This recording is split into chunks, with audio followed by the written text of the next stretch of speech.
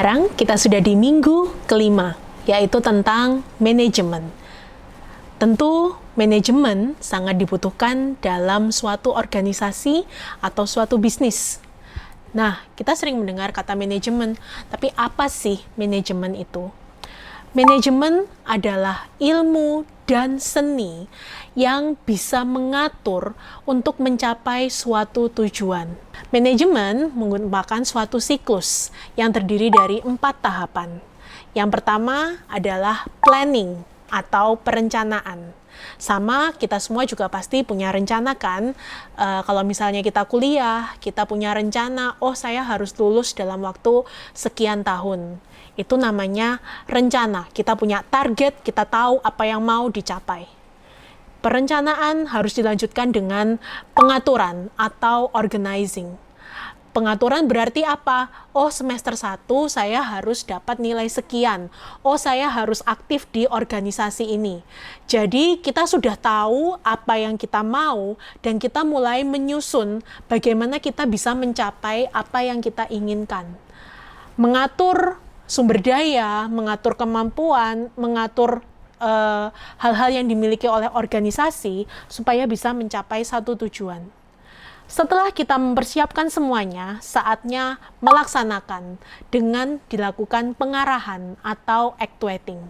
Pengarahan artinya di dalam organisasi, kita mengarahkan para bawahan, para karyawan, kita mengarahkan customer, supplier, sesuai dengan apa yang diinginkan oleh perusahaan. Setelah kita mengarahkan semua sumber daya, saatnya kita melakukan evaluasi. Evaluasi kita melihat, oh saya sudah melakukan A, B, C. Kenapa tujuannya masih belum tercapai ya? Kita balik lagi ke planning, balik lagi ke perencanaan. Jadi manajemen adalah suatu siklus yang tidak pernah terputus. Dari merencanakan, mengatur sumber daya, kemudian mengarahkan sumber daya tersebut hingga mengevaluasi apakah tujuannya sudah tercapai atau belum. Nah, sumber daya apa sih yang dibutuhkan dalam suatu organisasi? Kita sebutnya dengan 3M plus 1I.